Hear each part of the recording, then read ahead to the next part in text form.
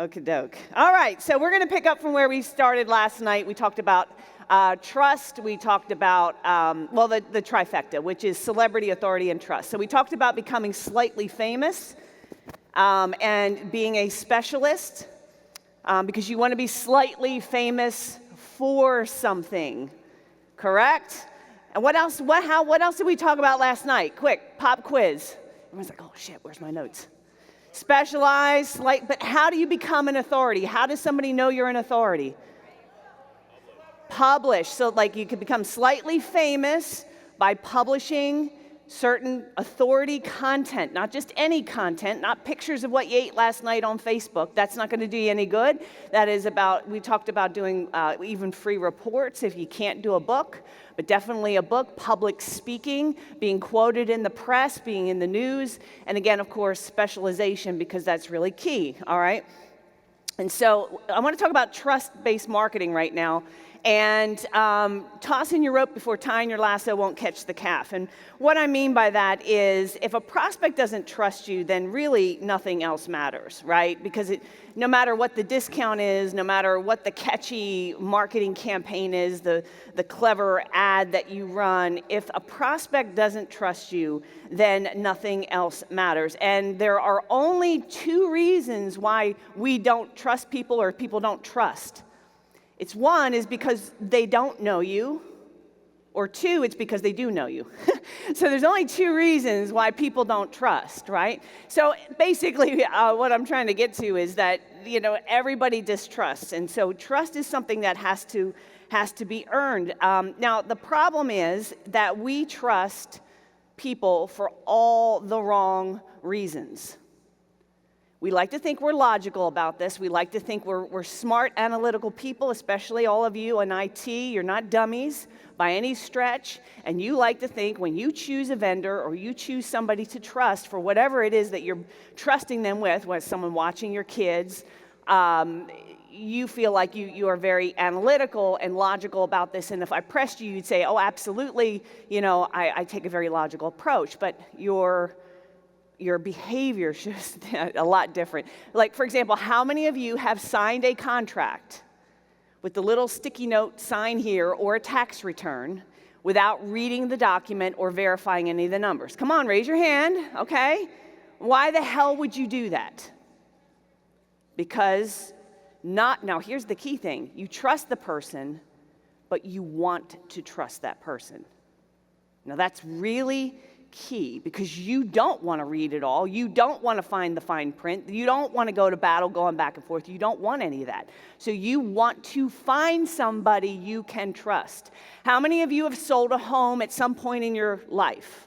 Okay? Pretty much everybody in the room? Yeah? Okay. So when you picked out the person who was going to sell the single biggest asset you had, most likely the single biggest asset that you had, did you do a thorough research on them to find out if they were the most successful realtor in your market area who had sold the most homes for the closest to listing price in the shortest amount of time? And I'm not talking about research where you looked at their marketing and just said, okay, yeah, that's what they say about themselves. I'm talking where you actually have done that research. How many of you did that? How many of you actually did background checks? Because these are people you're going to give keys to your house that they can come in your house and go anytime. How many of you did background checks? How many of you checked their references? If they gave you 3 references, you not called the first one on the list, but you called all 3 references. How many of you did all of that work? No hands, right? Why? Why? Because trust is not logical. And you keep trying to sell on logic. You keep trying to sell the stuff that makes logical, and that's why you're misfiring. That's why you're not getting clients to buy. And you sit there scratching your head going, why doesn't this guy listen to me? Why isn't this guy taking my advice? Because when you're a trusted authority with celebrity status, people will take your advice. But if you're just Joe Blow anybody, not so much, all right? So for example, I had a client that came to me, wasn't too long ago, and was hiring me to do a project for him. Now, this is not a small amount of money. It was, I think the project ended up being about like $75,000. It was to create a campaign and so forth and whatnot. And so in order to, when people want to hire me for private consulting, they put a deposit down. I do a two-hour phone consultation first, because I'm vetting them as much as they're vetting me, and I tell them like it's actually a consultation for that time because I'm reviewing their campaigns. I'm, digging into the numbers. I'm figuring out what do they need. So they're actually paying for that consultation, and from there I recommend. Now on that 3-hour consultation, this guy who's a very smart, sophisticated entrepreneur who is running a multi-million-dollar operation, he's not a dumb guy, he has his wife on the call, which is fine. I don't care who he brings to the call. And he told me, so we do the call, he hires me for the project, and just afterwards, he just casually mentioned, I didn't even ask, he casually mentioned, he said, I don't know if you know this or not, the reason I have my wife on the call was because I bring her into any big deals, and she either gives you the thumbs up or the thumbs down. And I make all my decisions based on how my wife feels about you, and she really liked you, so I know you're the one. Now, is there any logic in that? Well, the women are going, hell yeah. And see, this is another thing. Women tend to trust based on their instincts more than men. Men tend to be a little bit more analytical. Women, we tend to trust our instincts and our gut. And I'll also tell you, the higher up the chain you go with, if you ask Marcus Lemonis when he's here, if you ask Kevin O'Leary, ultimately, how do you make your decisions? They will say, I go with my gut. They all say it. It's just a feeling that they get. When I did interviews, if you remember 2 boot camps ago, I took all of the testimonials that came back, all the raw testimonials that came back when you guys send out your emails for testimonials, and I compiled that data, and I looked at what people were trusting you about. The thing that they said all the time is, I feel like he's competent. I feel like I can trust him. So they're not making this on logic, and you got to get that out of your head, because if you keep selling on logic, what you'll end up selling on is stuff. And see, our stuff is better than the other guy's stuff. And there is some validity to that. So I'm not saying don't use any superiority claims and don't prove your case. I'm not saying that at all. But do that and then add this on. Because here's what prospects are really trying to figure out when they meet with you. Here's what they're really trying to figure out. And this is a good list for you to take in every sales meeting before you sit down with a prospect, just to remind yourself. The first thing they're trying to figure out is, are you knowledgeable and are you competent? Okay, do you know what the heck you're doing? Now, do any of your clients have the expertise to evaluate your expertise? I'm asking. No.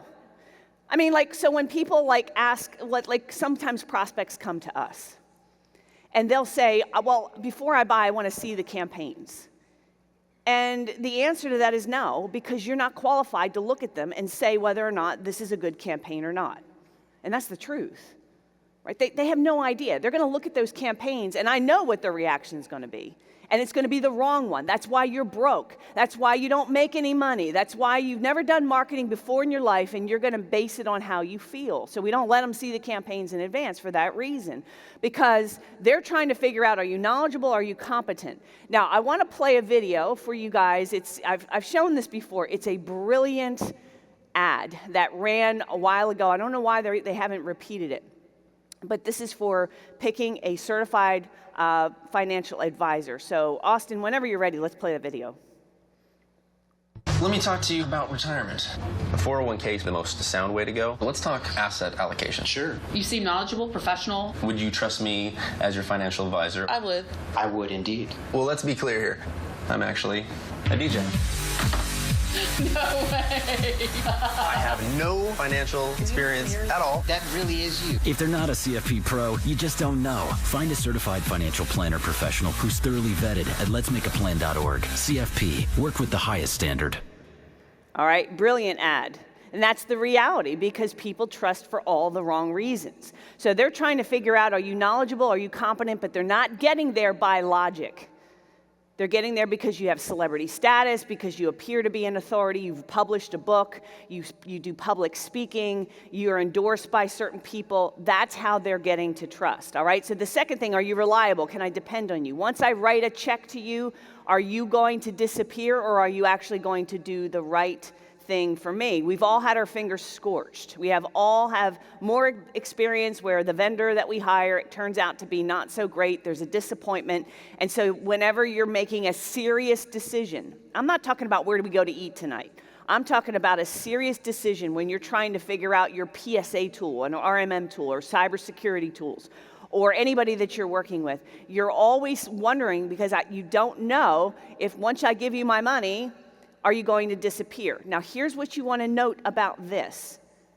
When you are selling intangibles, which you are, how are they determining how you will behave after I give you money? How are they making that determination?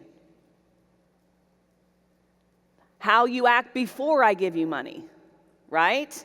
So when I harp on, and I'll continue to harp on, answering your phones live, making sure the way you follow up, are you following quickly? Are you showing up like nobody else? Or are you not answering your phone? Are you taking 2 to 3 days to follow up? Are you overlooking things? Are you sloppy and disorganized in your approach? See, the best way to know how you are going to act after I give you my money is how you're acting before I give you my money.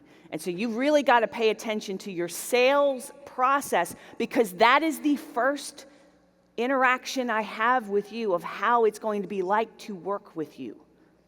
And most of you don't have it scripted. You haven't really given it much thought. You've not put any process to it. You just kind of show up and throw up and do whatever it is. You want to have a very organized approach to this, because this is how you build trust. Are you the real deal or another deep fake? Again, we've had a lot of people well, we all know deep fakes. Nobody believes the news anymore, so people are highly skeptical. Can you be trusted to tell me the truth and not take advantage of my ignorance on the subject? Now, when I was a kid, my father never let my mother take the car to the auto mechanic. Never. Because my dad knew how to fix cars and he could do everything, so he would take the car to the auto mechanic because my mother didn't know anything except for where the gas pedal and the brake was, and whatever they said she would just have to take for truth. And so when you guys go in and you're sitting down with a client, I know a lot of you don't feel like you are intimidating. When you got up this morning, you looked yourself in the mirror, you didn't think, wow, I'm a really intimidating person. You might have said, well, I'm not the best looking guy around, but I'm not scary and intimidating.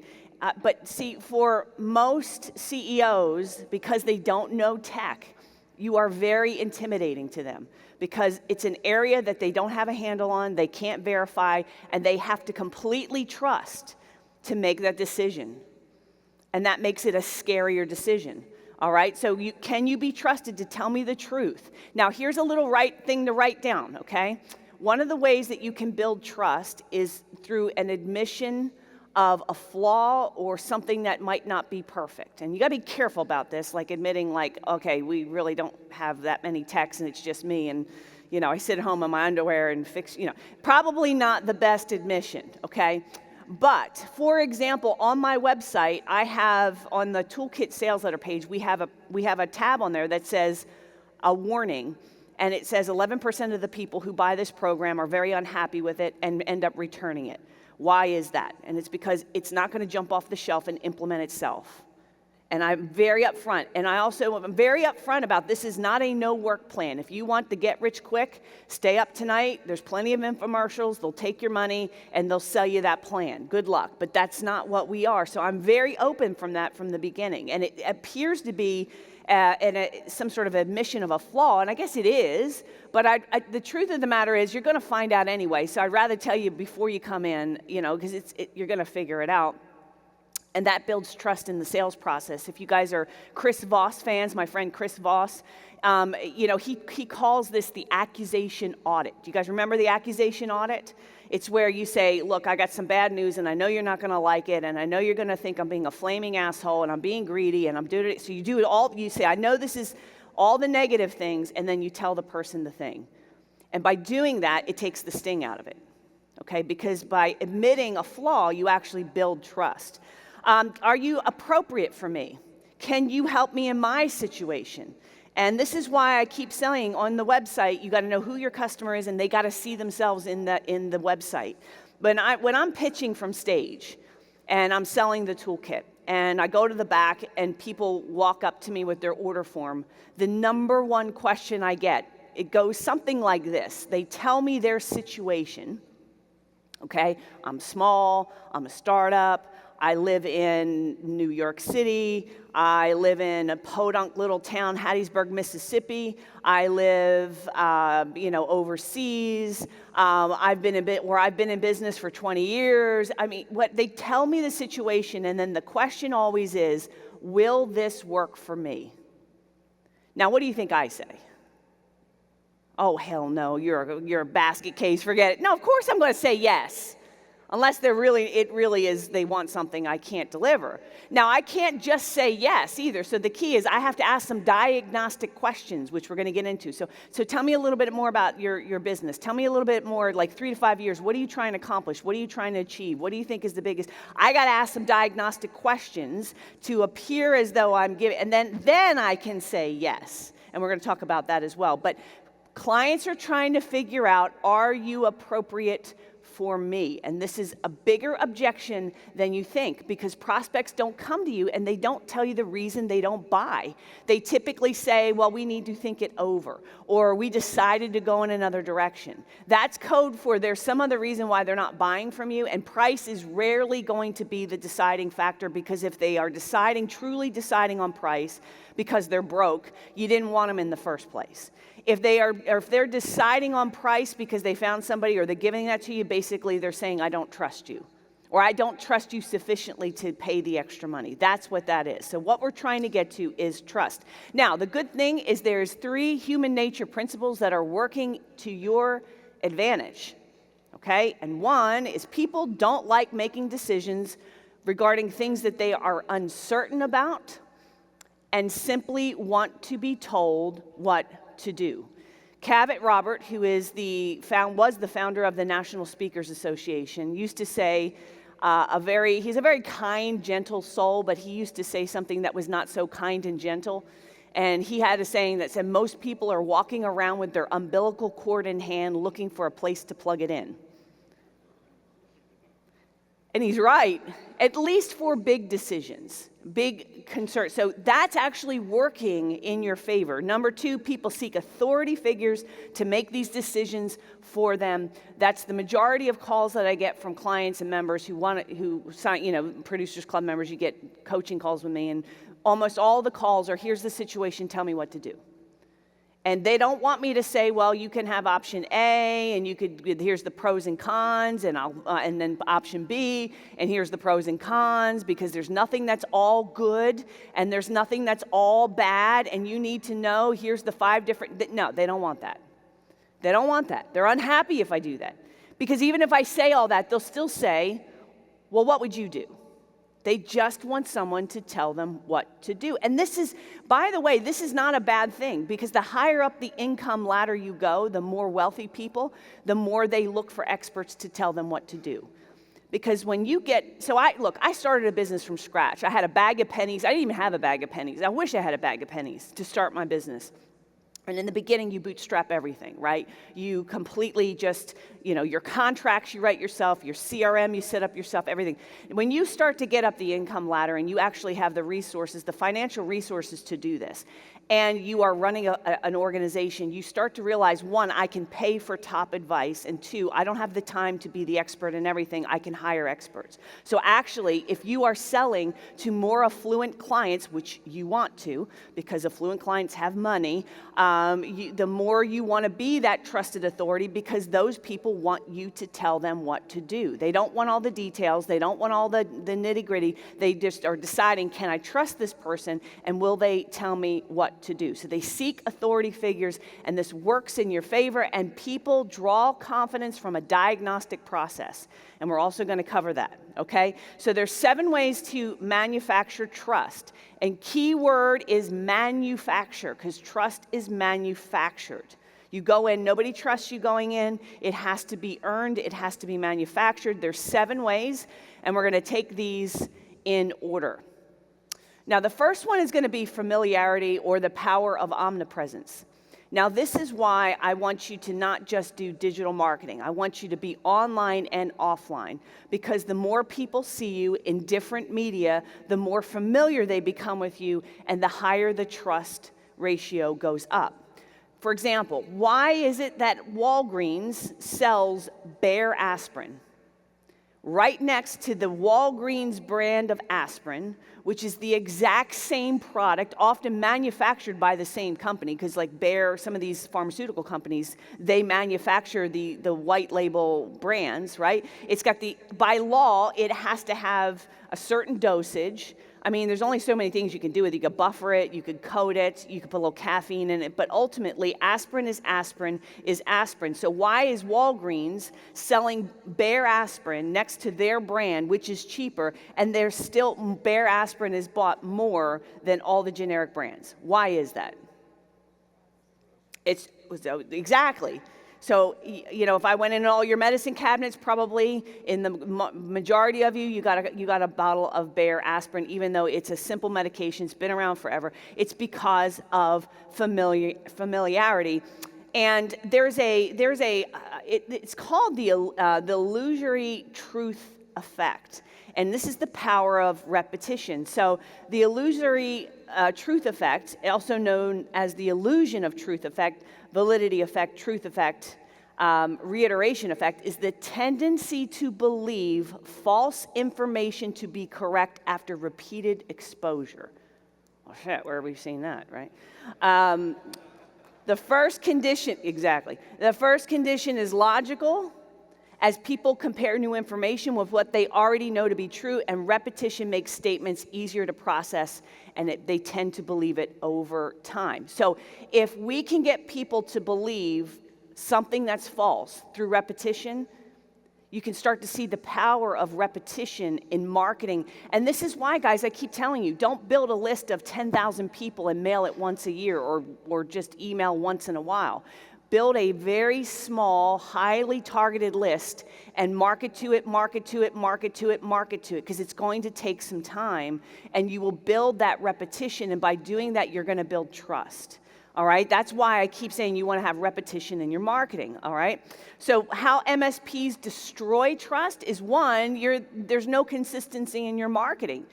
They've never heard of you before. That really works against you. Because if they have heard of you before, even if they don't know a lot about you, if they've just kind of heard of you before, you have an advantage. For example, this is a fact: 7 out of 10 Americans, if they go overseas, will eat at McDonald's or KFC versus the local food. That's a fact. 7 out of 10 Americans. Now, do we think KFC and McDonald's is the best food in the world? No. Surely there's some local place that is really, really good. But 7 out of 10, why do they do it? It's because it's what's familiar, right? So the more you can put repetition in your marketing, you get this working for you. That's why you can't do stop, start, stop, start, stop, start. People start doing the marketing and they hang in there for 6 months to a year, and then they get busy, or pandemic hits, or their kids got to go to college, or they get sick, like just any number of things. And then they stop, and then you're starting all over again. So you miss that momentum. So you got to be very consistent, and no online presence, which is the empty restaurant parking lot. We've all had that experience. Well, most likely. Have you ever gone to a restaurant, pulled up, and it's Friday night at 6 o'clock or Saturday night at 6 o'clock, and they have tables available, and the parking lot is nearly empty? And thought to yourself, maybe we ought to try someplace else, right? It's the same effect. So you got to have that. If you don't have an online presence, and again, believe me, it's a lot of work. Facebook, LinkedIn, your Google My Business, a lot of the things that we've been talking about in the digital marketing blueprint. The reason you want to do that is when they do search on you, you have a presence, so they go, wow. I mean, there are some members that I search on. If I'm doing a coaching call or I'm looking them up, I will search on their name and their company and their name doesn't even come up first. That is not good. You want a lot of stuff. You want all the searches to come up with your name, your company when somebody searches on you, because even if I haven't heard of you, if I go and search and I find all this content, instantly there is a greater amount of trust that is created, all right? So I want to play another video. This is to show you the power of repetition and omnipresence. So Austin, when you're ready.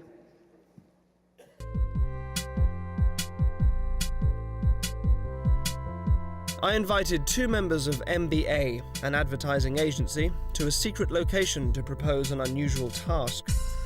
Those who work in advertising are masters of persuasion. They subtly weave their images and slogans into our daily lives, knowing that we will register so much unconsciously. And then we walk into a supermarket and feel a sense of familiarity with a product we think we've never heard of. Millions of pounds a year are spent on it. It's brilliantly calculated, and we all fall for it. So I thought I'd turn the tables on the advertising experts. Thank you for joining us, gentlemen. Tony, yes? Yes, that's right. And Martin? Yeah. Hi, I'm Darren. Let me get down to explaining exactly what I want you to do.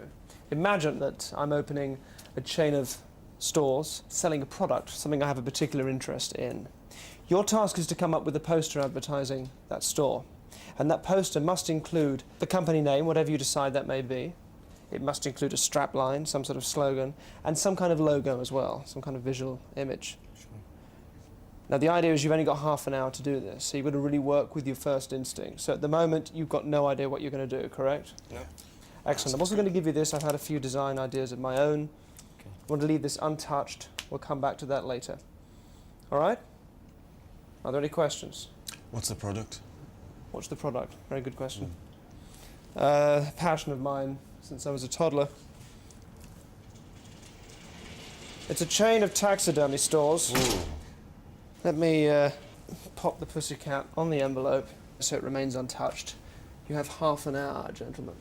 Good luck. Great, thanks. Right, let's go for it. Get stuffed as a start. Right. Animal hospital. The ones who didn't make it. No, that's probably just stupid. To do with wings. Well, creatures great and small. Quality that says like nice, positive type dead animals. Animal heaven. Where animals go. Animal heaven, that's good. Graveyard. Animal heaven's Animal great. heaven. Where the best animals go to. Loads of clouds with animals on them. Yeah, Gates, harps, pearly gates, bear playing a harp. Yeah. Only the best Zoo. get in. Only the best get into where. Yeah. Where dead animals go to live. Where the best. It's the best place for dead animals. It's simple. Time up, gentlemen. I Okay. can't wait to see what you've done. Come and show me. Okay. And Tony, before we do this, can you take the envelope I gave you earlier? And Okay. can you please vouch for us here that no one's been anywhere near it? It's been under a dead cat. No one's touched it. That's right. That's the truth. That's That's the correct. truth. Keep hold of it. Come around here. Now, before we have a look at it, just tell me, what was it like? We started off thinking about the name. I thought that was we thought that was probably Yeah. the best thing to The do. starting point. Sure. And then take it from there, really. We banged out a load of ones that were probably completely stupid, and then got down to the ones that were slightly stupid, and then we kind of, that went back Yeah. and forth for a bit, and then kind of got something we liked and developed it. Can I have a look? Sure. Sure. Is this it? Yeah. That's fantastic. it's a bear with a lyre. So it's animal heaven, the best place for dead animals. And it's obviously, you'd see that it was stuffed. How did you come up with the name Animal Heaven? We had the idea of the pearly gates of heaven being a zoo gate. Zoo gates as the gates of heaven. That's yeah, interesting. i.e. sort of all the animals that are dead are in a dead zoo, if you like, in heaven. And then we just kind of thought, well, it's kind of nice, but it's a bit twee. We wanted to make it a bit funkier. And then we thought a harp-playing bear just answered the brief. It's fantastic. I do want to show you my own ideas from beforehand. Okay. I don't want to touch. Would you open them for me? Sure. And the winner is... I think you'll find this interesting. Okay. Get rid of the envelope. Yeah. Sorry.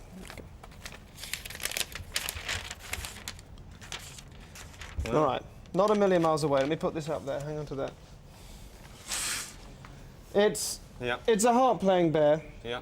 God. You've gone for these angel wings here. Were you thinking of angel wings or bird wings? Yeah, well, they were kind of a combination. You of do the them a two. lot better than me. This was the same thing. I was thinking angel wings there. You've got animal heaven. I got creature heaven. Yeah. So you're, Where the you're best- a bit off there then. A bit off there. Where the best dead animals go. Did you God. put Blessed Place for Dead Animals? Wow. Very similar. I had the idea of a zoo gate on there. It was hard to We leave didn't, out. we didn't want to overload it. It was hard to leave out, but Sure. it just wasn't. It was just a bit too much. Can I see your other, the other one you were talking Yeah, about? put Was it one of the- down. Yeah, it's just before there. Is yeah. it very different? Well, Well, it's just the gates. yeah, Oh, gentlemen, please. we're drawn quite similar. Look at that. This was the image I was thinking. I've done it there in the background because this to me was the more striking image. And interestingly, you abandoned this for this one. This was Yeah. obviously Well, clear in your mind. the first bear I drew looks exactly like that one, actually. It did, yeah. The first bear you drew. Yeah, Just on the shall I pad, show yeah. you on the notes? Show me. like that, Show yeah. me. What have we got? Well, this is scary, really. But, Oh, look at that. Yeah. Look at that. You've got the cloud. You got the blue. If you knew the amount of effort we've gone into making this work, you'd be absolutely flabbergasted. But for now, it's comforting to know that you're just as susceptible to subliminal persuasion as the rest of us. Thank you very much for helping us out. Tony, Thank you. Martin, It's a pleasure. take care. Thank you very Thanks. much indeed. Bye-bye. I think I'm quite cynical, and when I saw the bear and I saw a cloud, first of all, from behind the paper, I thought, hang on, he's close here, and then when we saw the rest of it, I couldn't believe it. I immediately thought, oh, I'm gutted. I could see that it was folded, and I just saw the bear's foot hanging over the cloud with the harp. Yeah. And I just thought, oh, I can't believe it. Yeah. You know, it was And gutted. how embarrassing. But now I think, oh, fantastic. You know, I'm over the moon. I mean, yeah. I mean, obviously we're pleased for him, Yeah. So, Yeah, it's yeah, as long as, fantastic. if he comes out of this looking good, then that's, that's always the main thing. To see how we did it, watch their taxi journey again. Put a spell on you.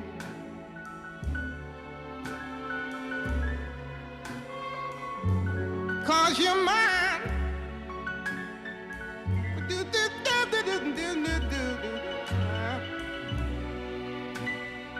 You better stop the things you do.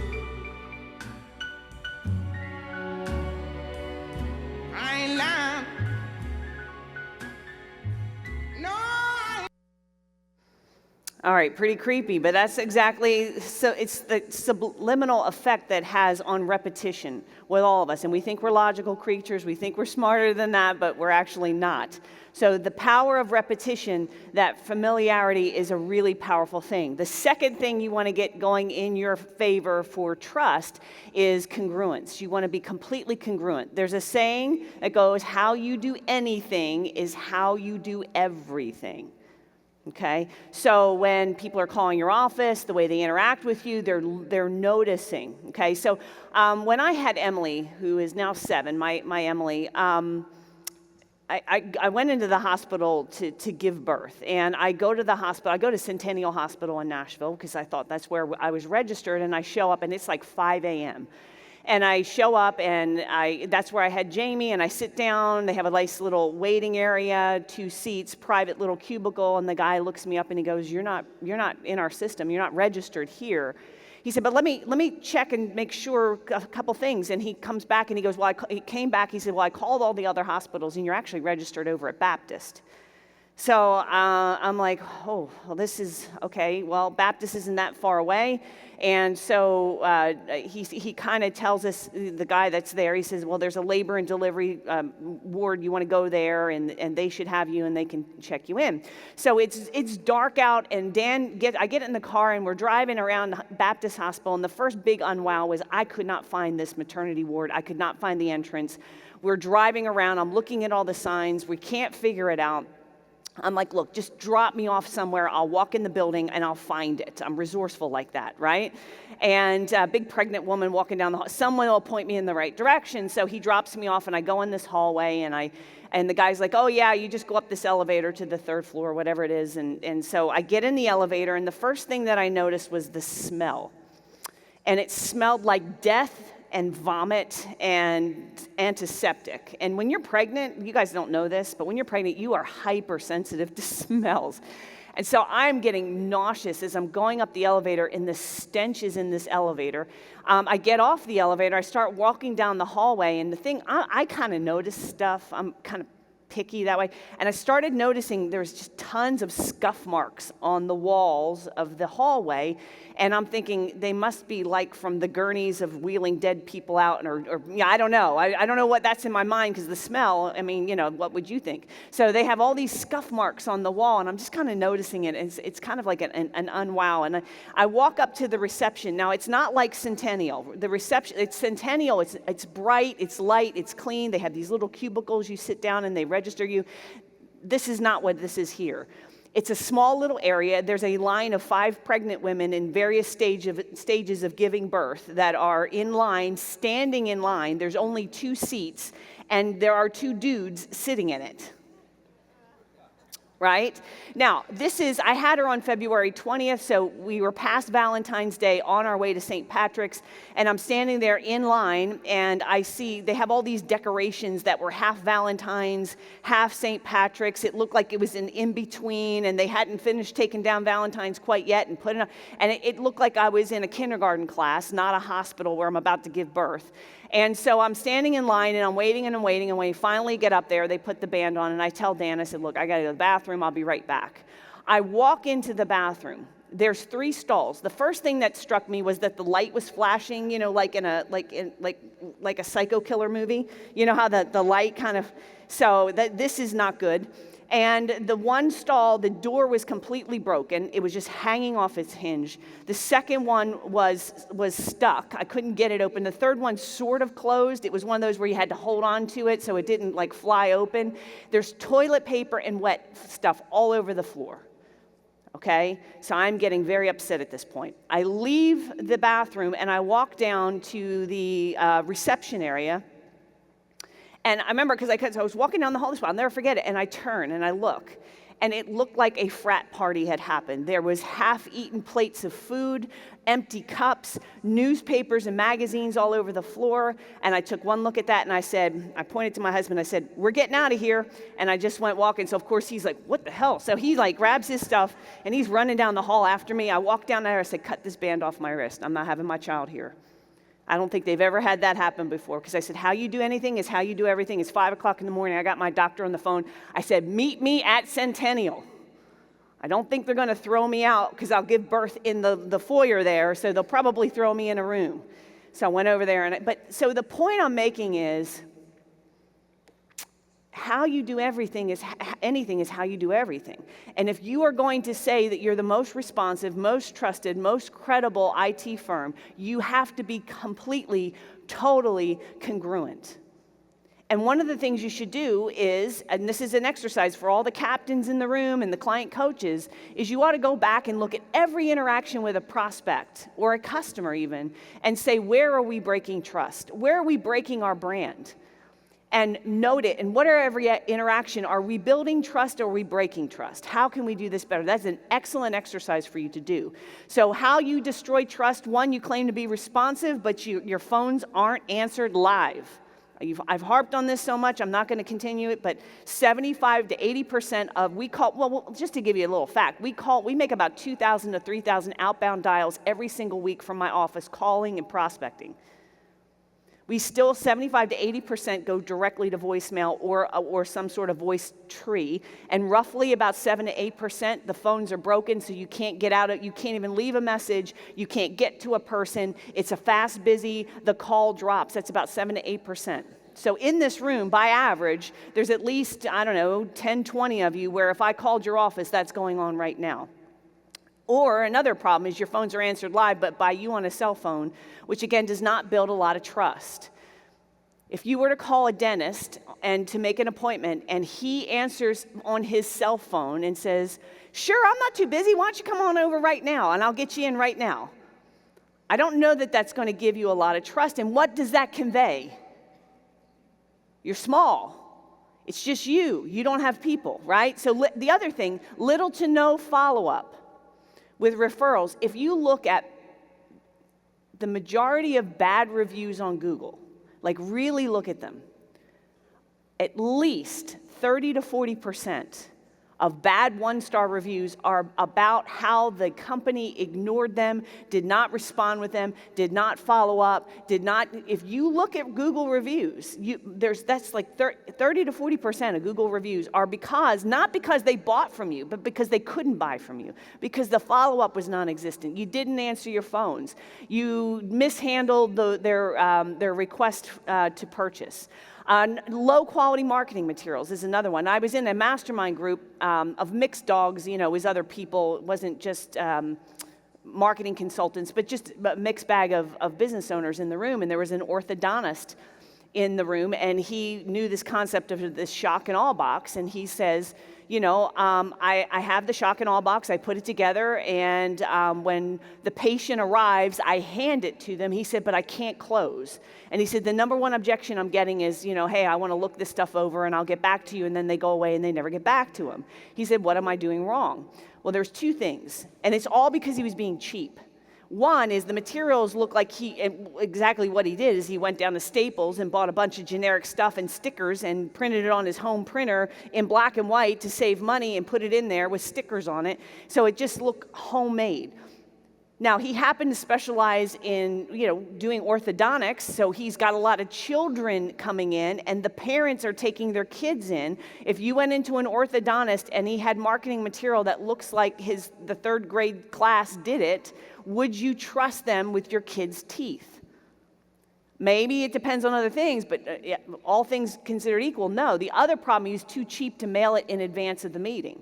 So he just gave it to them when they showed up. So what is the natural response? Well, I don't want to buy, I want to go home and look through all this, and then I'll get back to you and buy, right? So you don't want to be too cheap. Low quality, broken, or an out-of-date website is another big way of breaking trust, and you speak and conduct yourself like a nervous, needy salesperson rather than a C-level executive. And we're going to talk more about that in the diagnostic selling, which is the next bullet.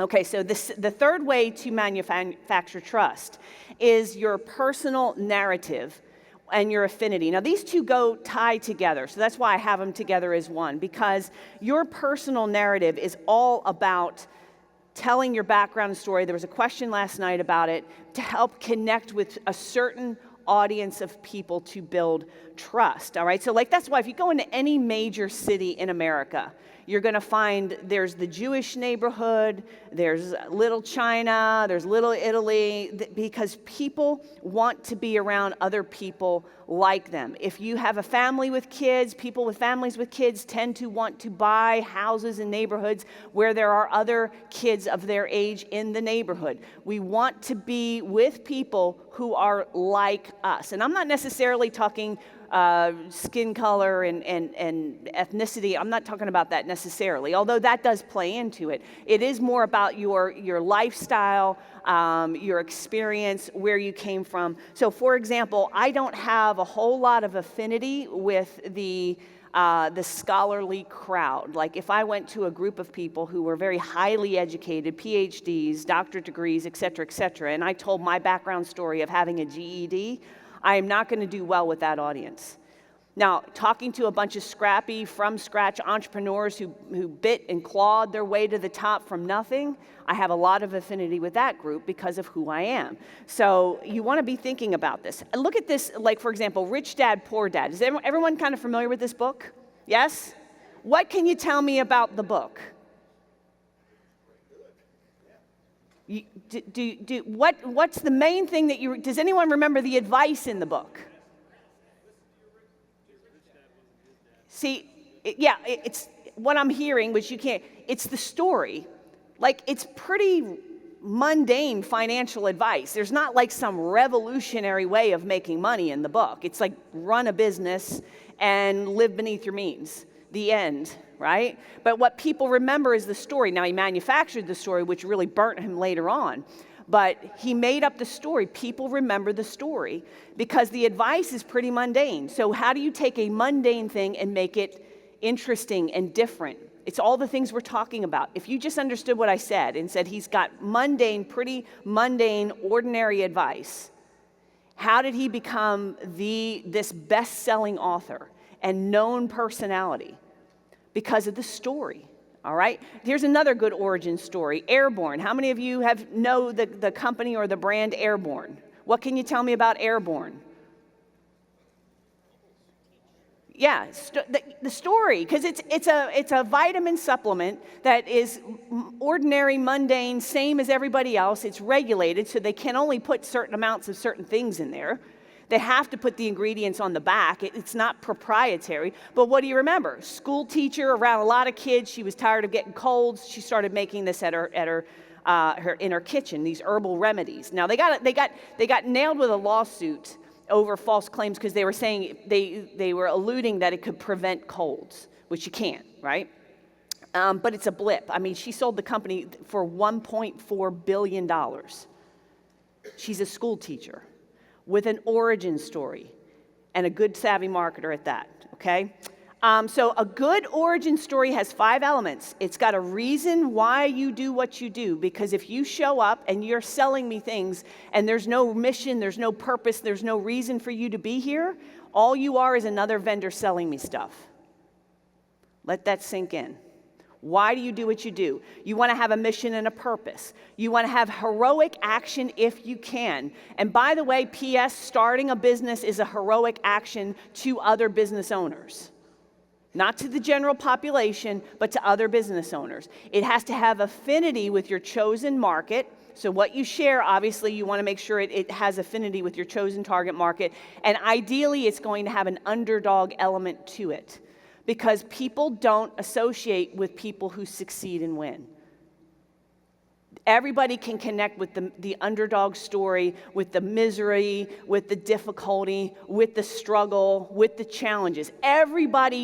We have that in common as a society. We do not have winning as a commonality in society. So you don't want to be talking about how successful you are. That's not how you get affinity. You do say that, but then you tell the story of how you got there and what's your mission and what's your purpose. So when you are manufacturing your origin story, these are the 5 elements you want to look for. I've given you an example. It's in the downloads. Don't download it now, but later on, go back and read it, and you're going to see all 5 elements. So Ryan Hesler, where's Ryan, by the way? There he is. Okay. So you didn't know I was going to pick on you today, huh?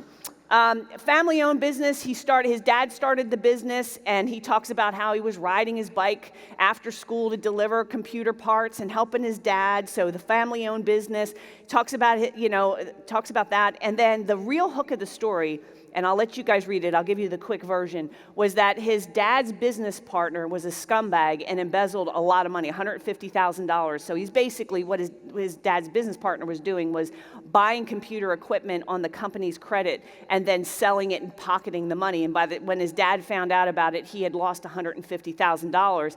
And so if you read the story, it's a brilliant story. The way it's written, and it describes the scene of how his dad brought the family together, and he was normally a happy, jovial kind of person, but you could see that this was a gut-wrenching admission. He felt stupid, he felt irresponsible, he felt like he should have known better, he had hurt his family, and he had to tell his family, I just got had for $150,000. He tried to sue him and get the money back. He wasn't able to, but his dad worked hard, and he paid off all his debts. That's heroic action right there.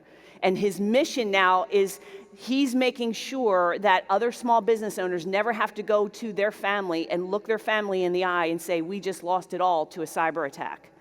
See, that's powerful. You ought to be telling that story in every sales meeting. It should be a video on your website. It should be in your book.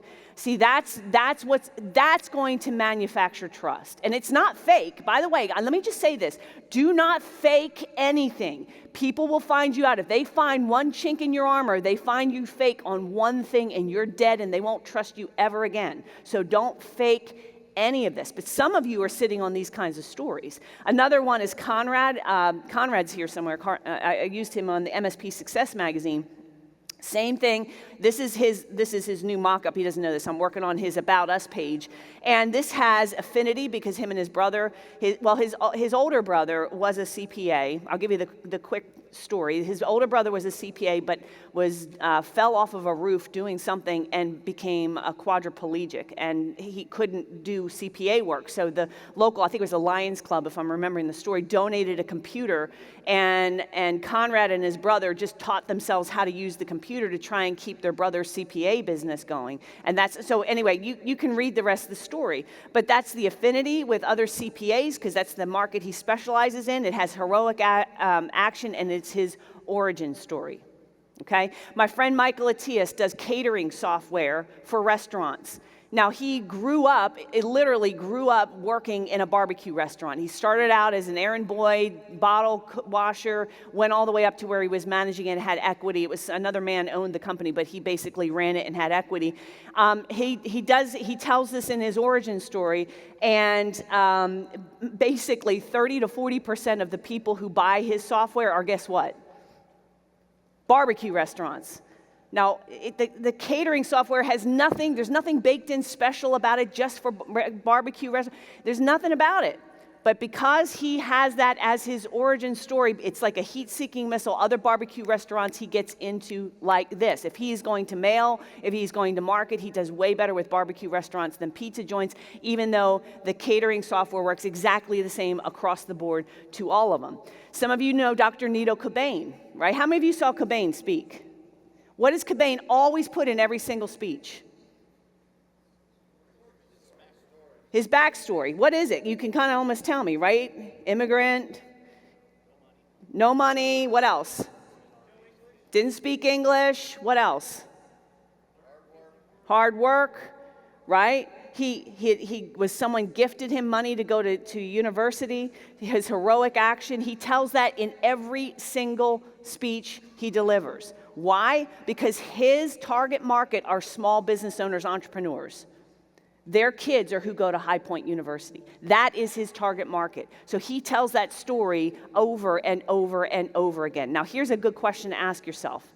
Not which market is hot, which market is growing, which niche buys the most managed services. See, that's the wrong way to approach this.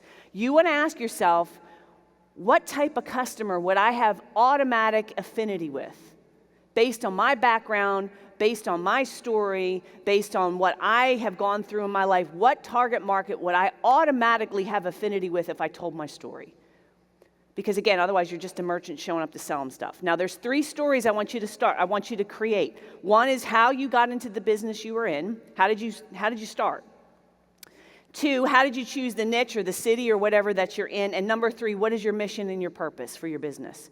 Those are the 3 stories that need to be in your shock and awe box, in your book, in free reports. You can put it in the entry of the free report about the author. You can, just like a book, you can put it on the About Us page. Here's another exercise. It's my Dr. Phil exercise. I don't care what you say, I like Dr. Phil.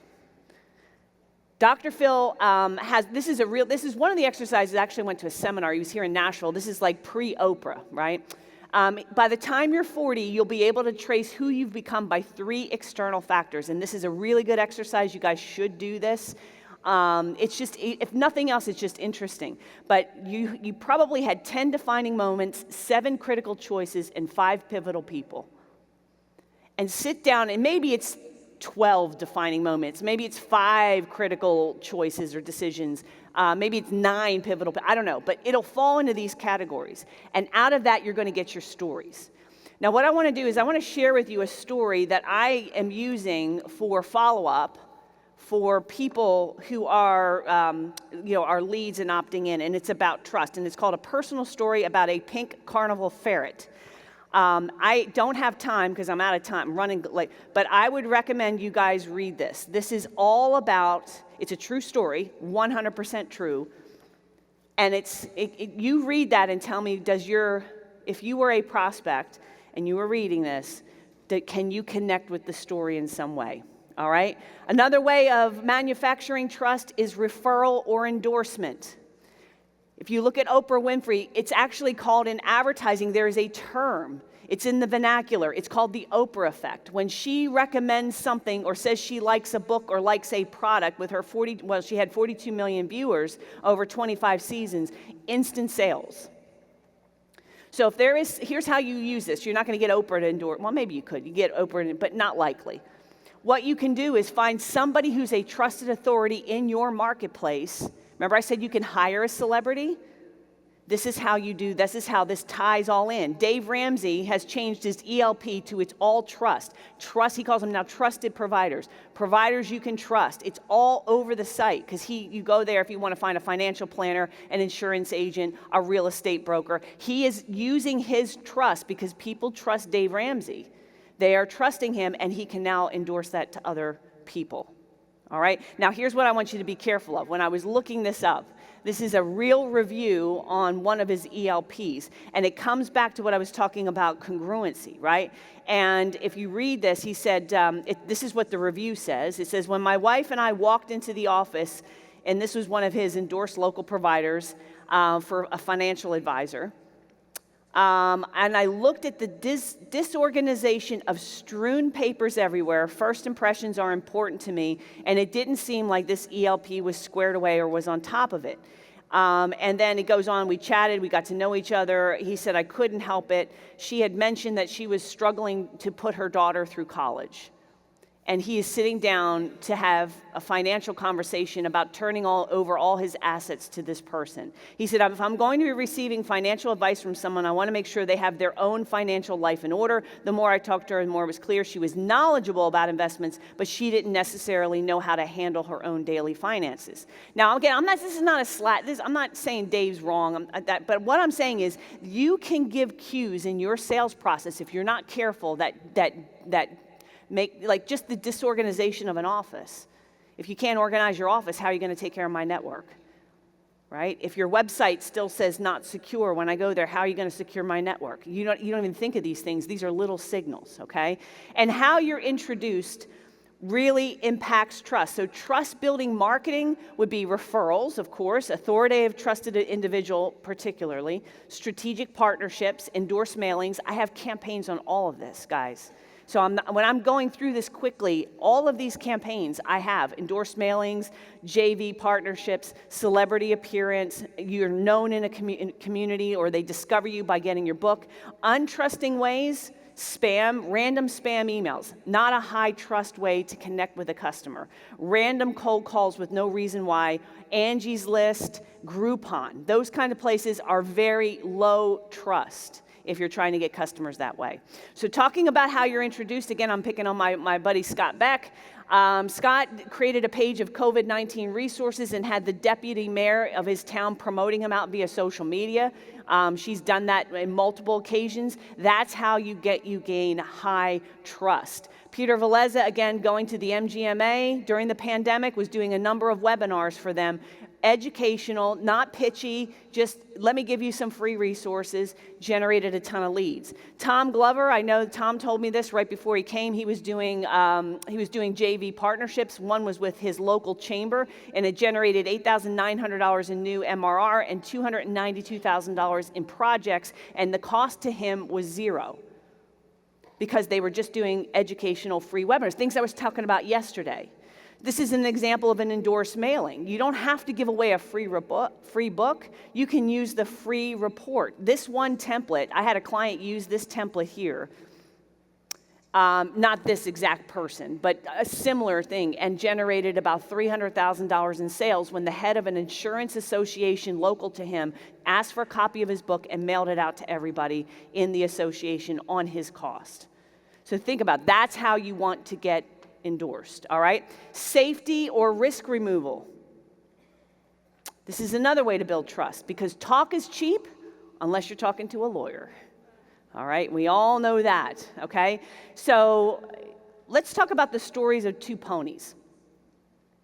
So there was a man who wanted to buy a pony for his daughter, and he goes into town, and he goes to the first guy who sold ponies, and the guy says, well, I'm so glad you showed up. I have the finest ponies in the land. They are from a long lineage and breed that is known to be very gentle and kind and very healthy. We feed them only the best hay and grass to make sure their health is optimal. I have regular vet visits.